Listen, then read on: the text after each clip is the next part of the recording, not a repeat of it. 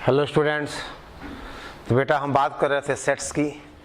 आपने पिछले लेक्चर में सेट की डेफिनेशन और सेट्स को लिखने की विधियां, methods of writing a set, आपने कहा था दो मेथड्स होती हैं, एक तो रोस्टर फॉर्म और दूसरा बेटा सेट बिल्डर फॉर्म। अगर रोस्टर फॉर्म दिया हो तो कैसे उसको हम सेट बिल्डर फॉर्म में चेंज करें, हमने देखा था। ठीक है, तो आज बेटे देखते हैं हम। राइट डाउन लिखे आप, that is different types of sets. लिखो, आपसे कहा जाए डिफरेंट टाइप्स ऑफ बेटा सेट्स। ठीक है ना, डिफरेंट टाइप्स ऑफ सेट्स। ठीक है, different types of sets. Write down. Number 1 आपसे कहा जाए फाइनाइट। ठीक है ना, फाइनाइट सेट। ठीक है, पहला है बेटा फाइनाइट सेट।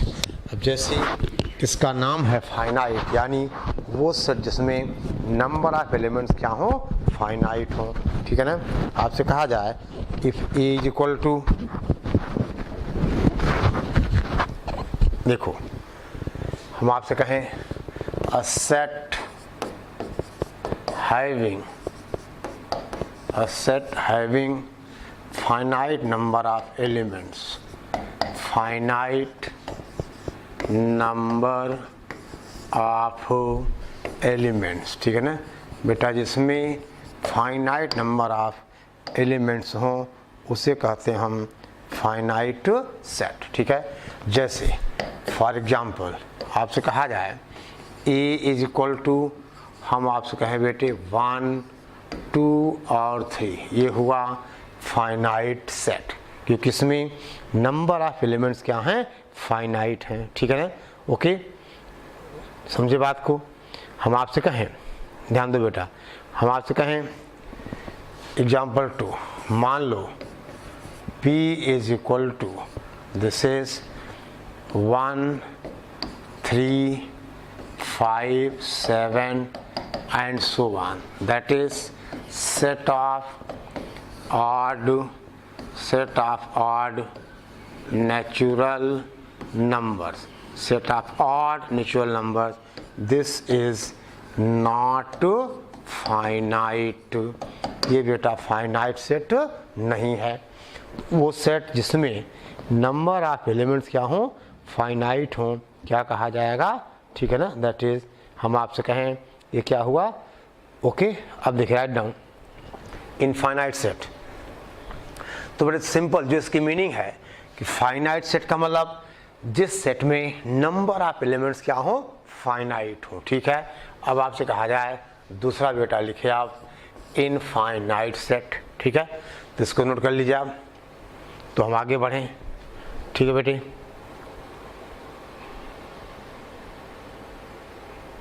ओके, ध्यान दो। दूसरा इनफाइनाइट सेट।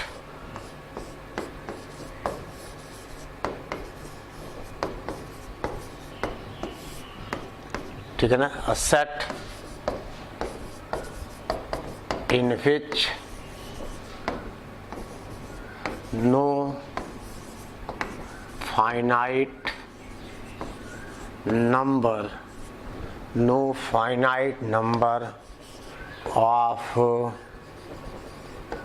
बेटा एलिमेंट्स, वह सेट जिसमें फाइनाइट नंबर ऑफ एलिमेंट्स ना हो, क्या होगा, इनफाइनाइट होगा। ठीक है ना, यानी in which there is no finite number of elements. ठीक है, अब दे बेटे आपसे कहें हम, for example number 1 n is equal to, that is, आपसे कहा जाए बेटा, हम कहें set of positive integers, n is equal to, या नेचुरल नंबर का सेट 1, 2, 3, 4 एंड सो ऑन। ठीक है, तो यहाँ पे नंबर ऑफ एलिमेंट्स फाइनाइट नहीं हैं, यानी this is an infinite set. ठीक है ना, this is an infinite set.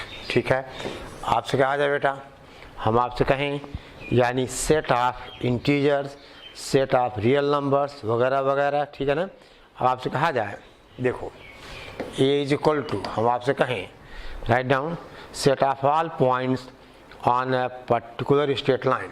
कहा जाए बेटा set of all points on particular straight line, ठीक है ना, particular straight line, this is infinite set, ठीक है बेटा। तो सिंपल सी बात है, जिस सेट में नंबर ऑफ एलिमेंट्स फाइनाइट हों वो फाइनाइट सेट होगा, और जिसमें नंबर ऑफ एलिमेंट्स फाइनाइट ना हो क्या होगा, इनफाइनाइट होगा, ठीक है। ओके लिखो बेटा। आपसे कहें हम तीसरा, आपसे कहें राइट डाउन नल और एम्प्टी सेट, ठीक है।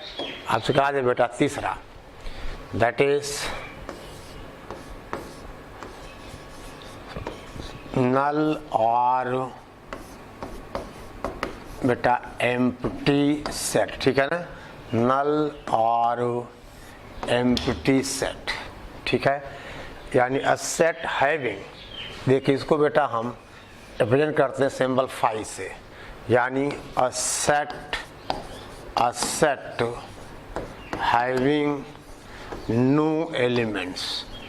अब देखो बेटा नो हैविंग नो एलिमेंट्स, यानी जिस सेट में कोई एलिमेंट नहीं होगा उसे कहेंगे हम दैट इज एम्प्टी सेट, और इसको हम रिप्रेजेंट करते हैं लेटर फाई से, या बेटा हम ऐसा भी कहते हैं, हम फाई कहें या ऐसा कहें, यानी एक ही चीज़ है, यानी कलेक्शन तो है लेकिन उस कलेक्शन में कोई एलिमेंट नहीं है। देखिए अब आपसे कहा जाए बेटा, ध्यान दो, नंबर 1 हम आपसे कहें a is equal to x such that x square plus 1 is equal to 0 and x belongs to R, यानी x is set of real numbers. अब बता बेटा ऐसा कोई रियल नंबर पॉसिबल है जिसके लिए एक्स स्क्वायर प्लस 1 क्या हो, 0 हो जाए। तो आपने कहा बेटा ऐसा नंबर पॉसिबल नहीं है, तो a इज इक्वल टू 5। समझ गए?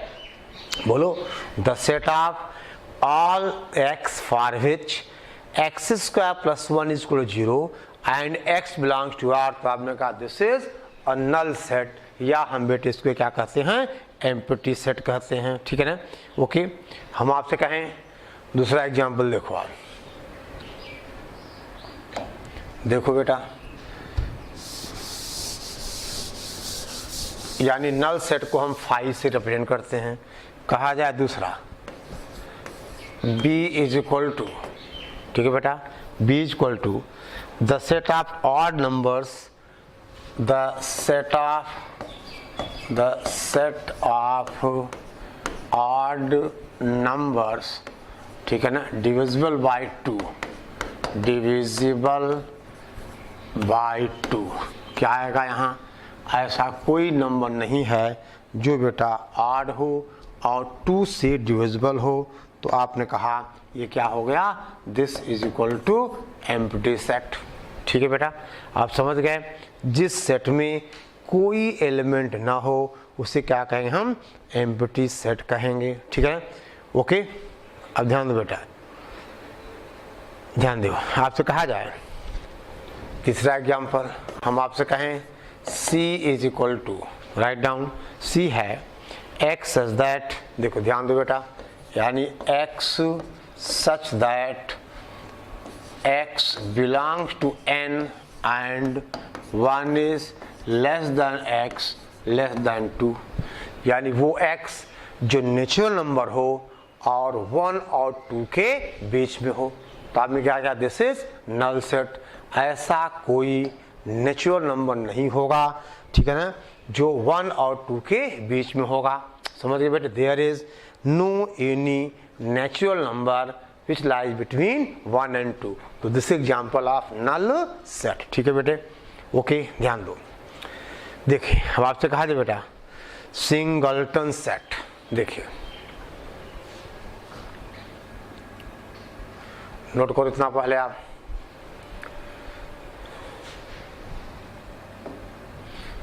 आपसे कहें हम चौथा यानी बेटा singleton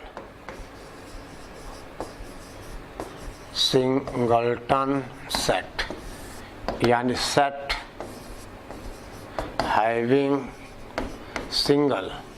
having one and only one element is called singleton set, जिससे बेटा एक और केवल एक एलिमेंट हो क्या होगा, सिंगलटन होगा। जैसे फॉर एग्जाम्पल हम आपसे कहें A इज इक्वल टू, मान लो बेटा 5, ये सिंगलटन है। आपसे कहा जाए B is equal to x such that x square minus 1 is equal to 0 and x belongs to n, यानी वो x जो इस equation x square minus 1 is equal to 0 को सेटिस्फाई करे और x क्या हो, नेचुरल नंबर। देखिए बेटा अगर हम x square minus 1 is equal to 0 को सॉल्व करेंगे तो x इक्वल टू आएगा प्लस माइनस 1, लेकिन x नेचुरल नंबर है तो माइनस 1 छूट जाएगा, इसमें बेटा क्या आएगा, सिंगलटन 1 विच इज बोलो सिंगलटन। ठीक है, देख बेटा हमने आपसे कहा था कि C इज इक्वल टू, मान लो आपसे कहें हम बेटा 5, अब ये नल सेट नहीं है, ये क्या सिंगलटन है, यानी here 5 is an element of set C, यानी here behaviour of 5 is like an element, means this set is not empty, this is a singleton set। समझ गए, ये सेट बेटा empty नहीं है, इसे क्या कहते हैं हम, सिंगलटन सेट कहते हैं। ठीक है ना, ये बेटे क्या होगा, सिंगलटन सेट। ठीक है, ओके, ठीक है बेटा, चलो ध्यान दो बेटा। चलिए हम आपसे कहें नंबर, समझ गए, तो आपने क्या कहा बेटा, finite set, infinite set, empty or null set, and then singleton set। Write down equal sets। आगे बढ़ा जाए, देखिए आपसे कहें हम, अब आप लिखिए बेटा इक्वल सेट्स या equality of sets, equal sets. दे बेटा two sets A and B are, देखो two sets A and B are said to be equal, said to be equal if every element of A belongs to B, every elements of A, ठीक है बेटा, belongs to B and every element of B, ठीक है बेटा, belongs to A। ठीक है ना, अगर A का every element B में हो और B का बेटा every element A में हो, इसका मतलब they have, this will implies they have the same elements, they have the, क्या कहा जाए बेटा आपसे, they have the same elements। ठीक है ना, यानी दोनों में एलिमेंट्स क्या हों, सेम हों। जैसे आपसे कहा जाए, देखिए फॉर एग्जाम्पल बेटा हम आपसे कहें A is equal to, that is 4, 5, 7, 9, ठीक है ना, चलो 11 कर लिया, और B इज इक्वल टू हम आपसे कहें दैट इज 5, 4, 7, 11 और 9। आपको पता है बेटा सेट्स में एलिमेंट्स का ऑर्डर काउंट नहीं होता और रिपीटेशन का कोई मतलब नहीं है, ठीक है ना, रिपीटेशन का कोई मतलब नहीं है।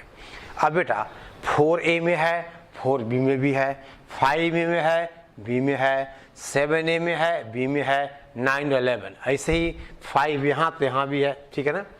यानी बेटा किसी भी सेट में कोई एक एलिमेंट कम या ज़्यादा नहीं होना चाहिए। अब जैसे दूसरा एग्जांपल हम आपसे कहें A इज इक्वल टू 1 2 3 और B इज इक्वल टू 1 3 2 और 5। अब आपने कहा set A is not equal to set B, क्योंकि बेटा A का एवरी एलिमेंट B में है लेकिन B का ये जो 5 है वो A में नहीं है, यानी ये 5 does not belong to A, यानी A is not equal to B। मेरे ख्याल से बेटे आप समझ गए होंगे कि टू सेट्स की इक्वलिटी कैसे हम डिफाइन करते हैं, इक्वल सेट्स क्या होते हैं, ठीक है ना। आपने कहा ना कि two sets A and B are set to be equal if every element of A belongs to B and every element of B belongs to A, ठीक है ना।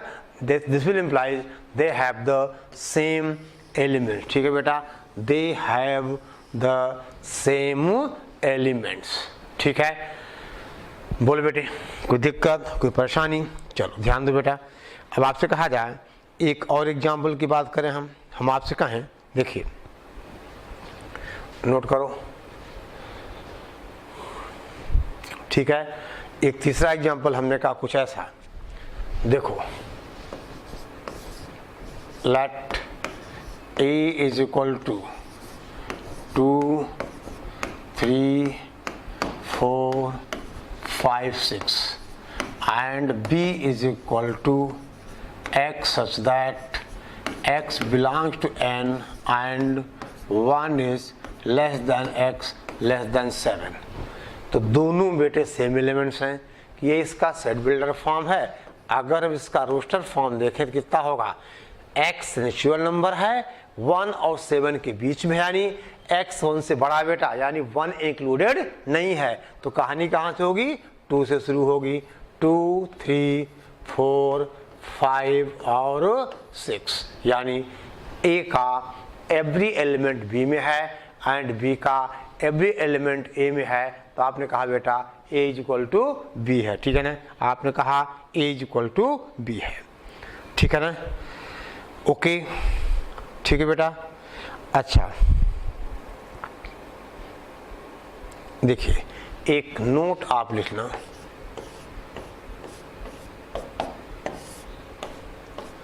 To sets A and B are said to be equivalent set, ठीक बेटा, equivalent set if they have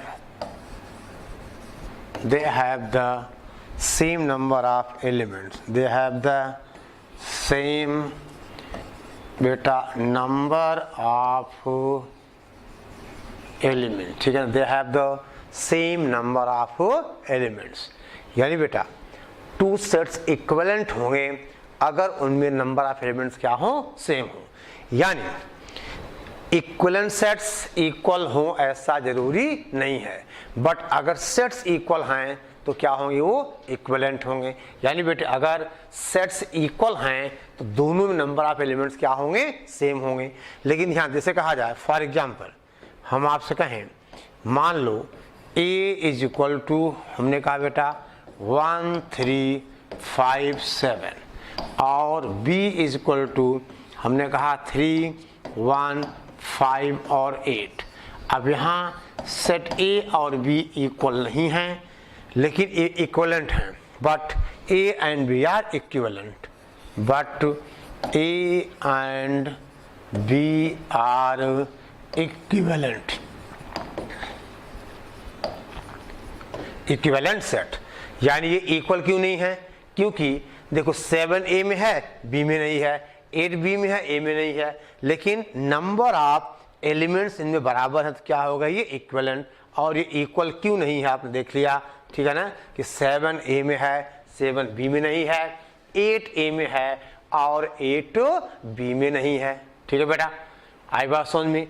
तो ये sets equivalent हैं, not equal. ठीक है, ओके, राइट डाउन बेटा, लिखिए आप, ध्यान दे, फटाफट आप लिखते चलो। दे बेटा इस चैप्टर में डेफिनेशंस बहुत हैं, ठीक है ना। और देखो बेटा ये लैंग्वेज ऑफ मैथमेटिक्स है, ठीक है ना, this is language of mathematics. चलो आगे बढ़े हम, write down subset of a set, subset of a set, write down set E is said to be a subset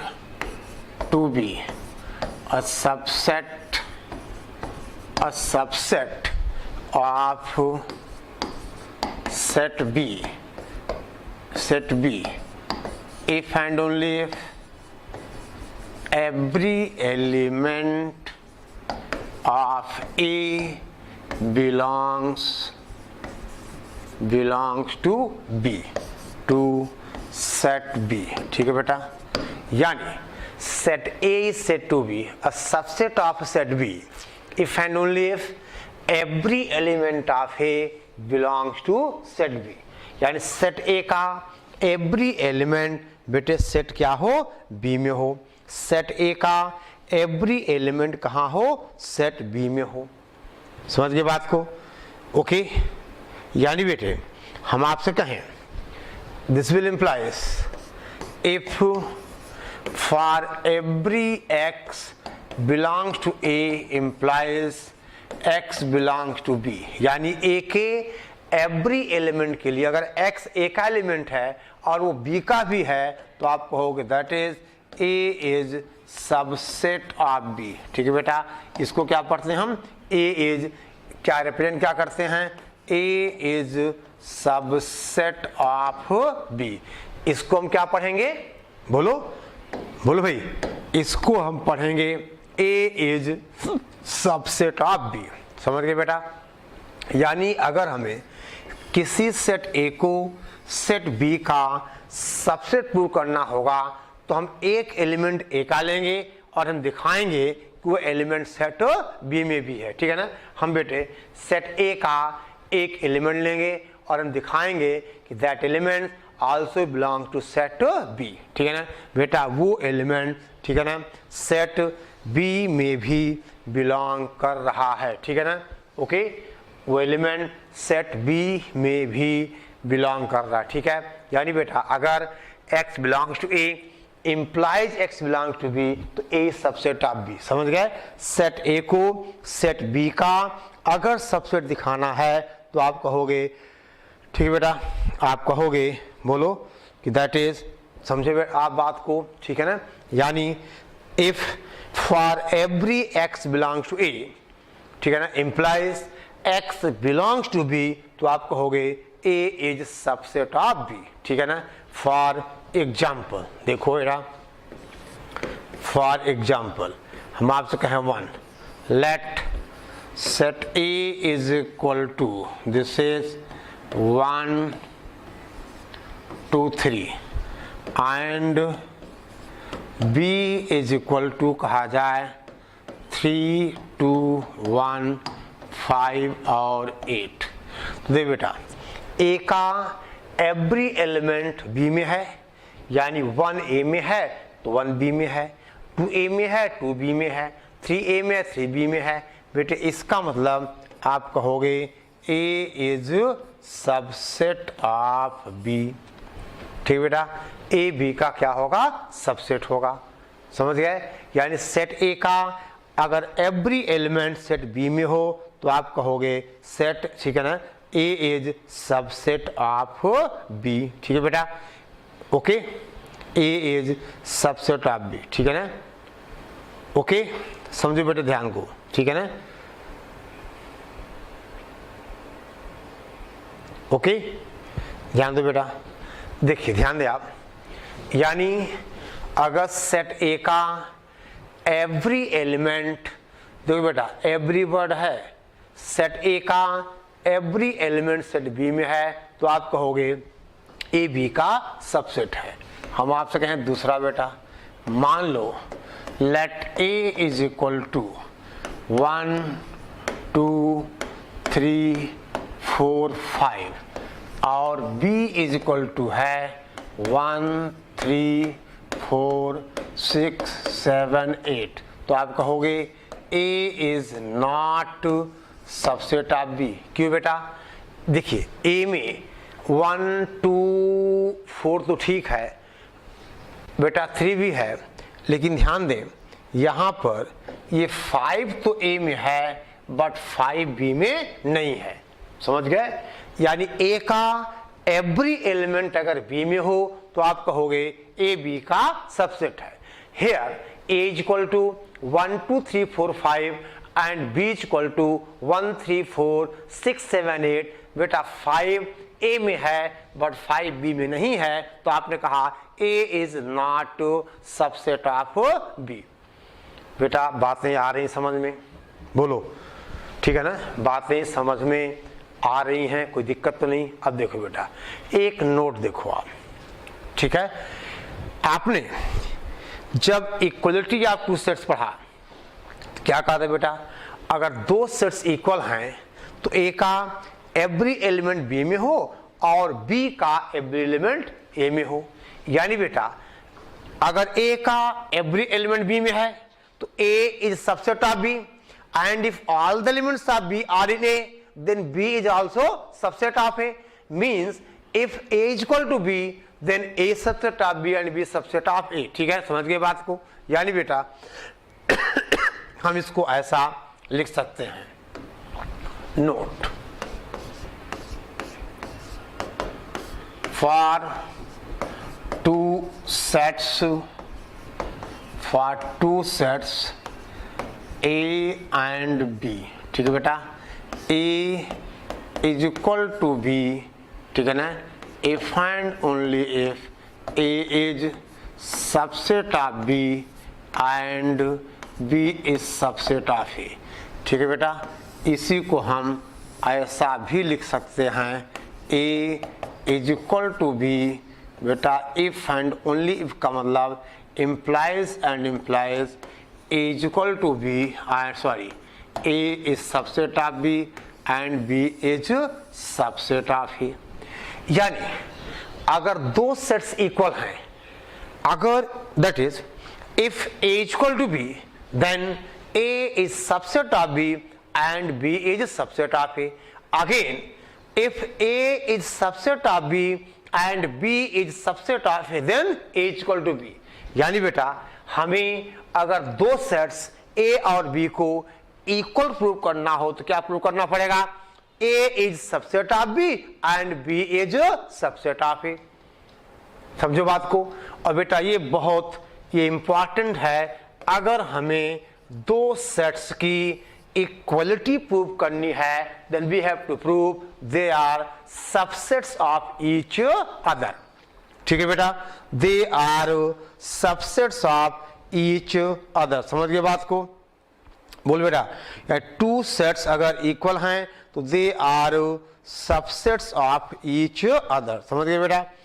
okay, यानी हमें दो सेट्स की अगर इक्वलिटी प्रूव करनी है तो बेटे हमें प्रूव करना होगा they are subsets of each other. यानी A is equal to B if and only if A is subset of B and B subset of A. समझ गए बेटा? Okay, now write down again note. देखो बेटे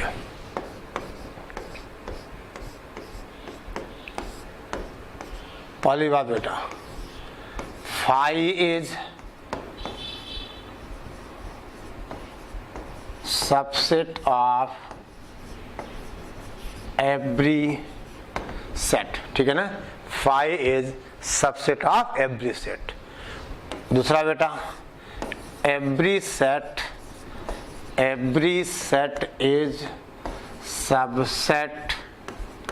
subset of subset of itself, ठीक है ना, यानी phi is subset of every set, दूसरा every set is subset of itself, ठीक है ना, यानी बेटा phi हर सेट का सबसेट होगा और प्रत्येक सेट यानी every set is subset of itself, every set is subset of itself। फिर तीसरी बात क्या कहें हम, इफ number of elements in a set A is equal to m, इसे क्या पढ़ोगे, number of elements in a set is equal to m, अगर सेट A में m एलिमेंट्स हैं तो बेटा then it has, then set A has 2 raised to the power m subsets, ठीक है बेटा, अगर किसी सेट में m एलिमेंट्स हैं तो इसके 2 की पावर m क्या होंगे, सबसेट्स होंगे, ठीक है बेटा। If a set A has, समझ गया, m एलिमेंट्स यानी number of elements in a set A is equal to, हमने कहा बेटा m, अगर सेट A में m एलिमेंट्स हैं तो इसके 2 की पावर m क्या होंगे, सबसेट्स, ठीक है बेटा। अब देखो इस 2 की पावर m में phi और a क्या हैं, इंक्लूडेड हैं बेटा, phi and a are included, ठीक है ना, okay, phi and a are included. देखो ध्यान दो बेटे, अब जैसे फॉर एग्जाम्पल देखिए, आपसे कहा जाए फॉर एग्जाम्पल हम कहें question 1, let A is equal to 1, 2 and 3, यानी बेटा number of elements in A is equal to 3, इसका मतलब A has 2 raised the power 3, that is 8 subsets, ठीक है बेटा, A हैज 8 सबसेट्स, कौन कौन सी, एक तो phi होगा, फिर बेटा एक सिंगलटन 1 होगा, 1 हो गया, फिर एक सिंगलटन 2 होगा, फिर एक सिंगलटन 3 होगा, यानी एक एक एलिमेंट वाले 3 हो गए, फिर इसके बाद बेटा 2 एलिमेंट वाले 1, 2, देखो 1, 2 कहा जाए या 2, 1 कहा जाए, बात क्या बेटा एक ही है। फिर आपसे कहें अगला बेटा क्या होगा, 1, 3, यानी 2 एलिमेंट्स वाले, एक कौन सा है, 2, 3 है, और चौथा बेटा सॉरी लास्ट वाला 1, 2, 3, यानी ये क्या हुआ, ए हो गया। तो आप देखिए 1, 2, 3, 4, 5, 6, 7 और 8, समझ गए।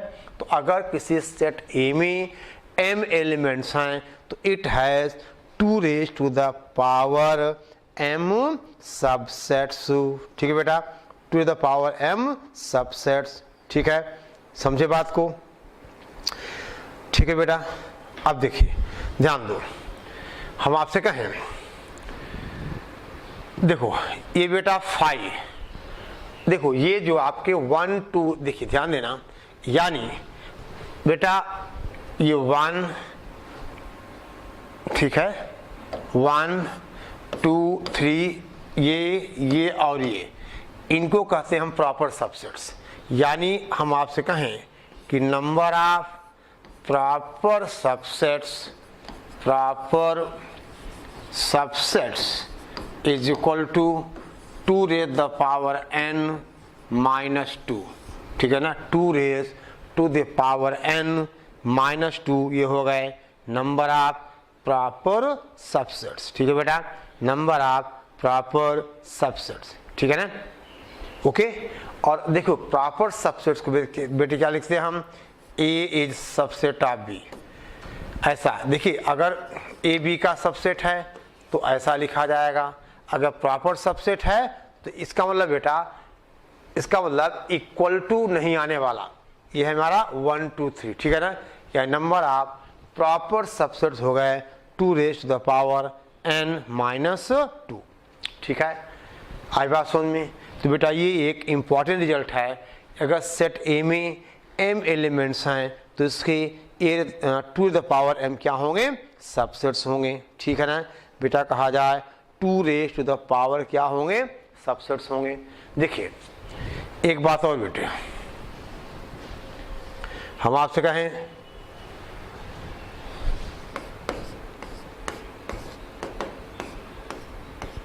if A is subset of B, then B is known as superset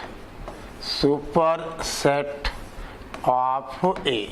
तो बेटा हम B को A का सुपर सेट कहते हैं, ठीक है ना। आई बात समझ में, राइट डाउन बेटा power set of a set. देखिए पावर सेट किसी सेट का होगा, ठीक है ना।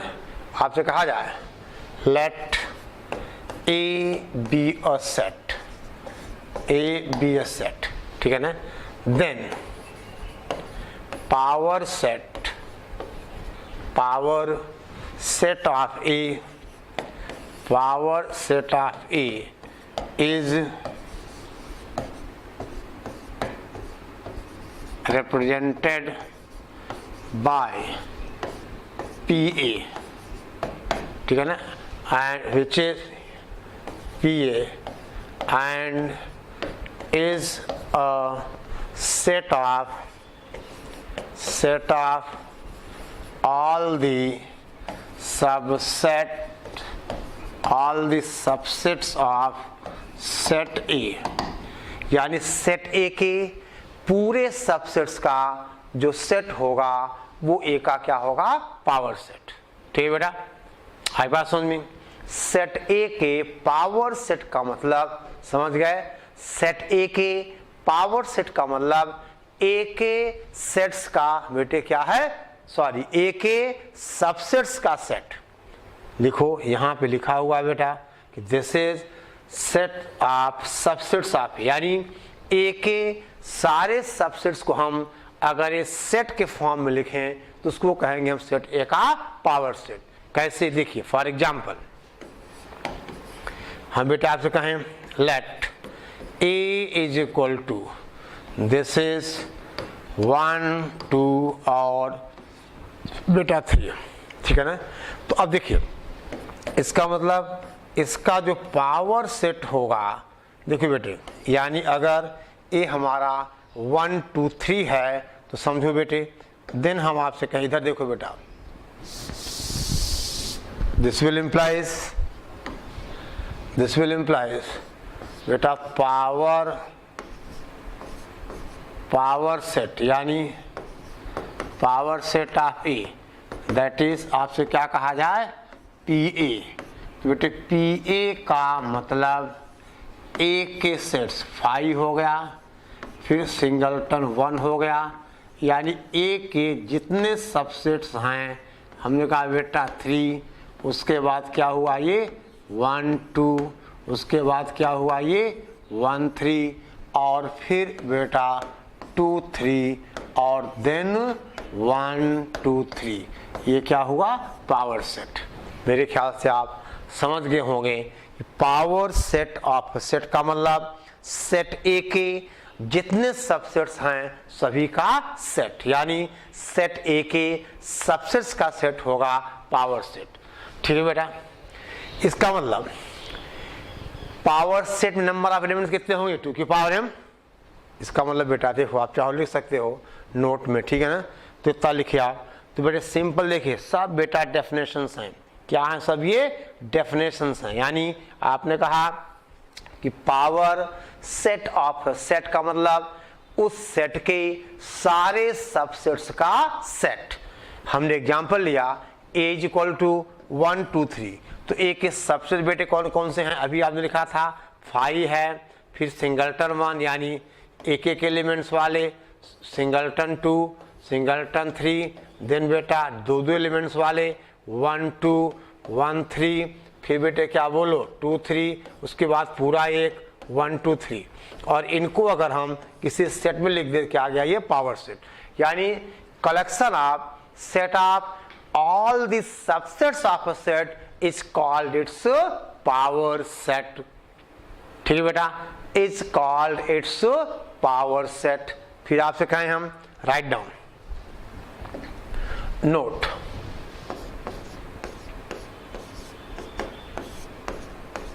if number of elements in a set E is equal to m, this will implies number of elements in power set of A is equal to 2 raised to the power m, ठीक है। जितने subsets उतने elements होंगे in the power set, ठीक है बेटा, उतने elements होंगे इन द पावर सेट, ठीक है। बोल बेटा, उतने एलिमेंट्स होंगे इन द पावर सेट, ठीक है। ओके, जल्दी करो बेटा, आप इतना, ठीक है ना, तैयार करके रखिए। बाकी बात आपसे हम बेटा नेक्स्ट लेक्चर में करेंगे, ठीक है ना। बाकी की बात बेटे हम नेक्स्ट लेक्चर में, ठीक है। ओके, चलो जल्दी करो बेटा, नोट करिए आप, ठीक है ना। और देखो बेटे, डेली का काम डेली करना है। आज आपके पास वीडियो लेक्चर आ गया, आपको आज ही देखना है, आज ही नोट्स बनानी है, और फिर बेटा लाइव क्लास उसको हम आगे डिस्कस कर लेंगे, ठीक है ना। ओके, चलो नोट करो बेटे फटाफट।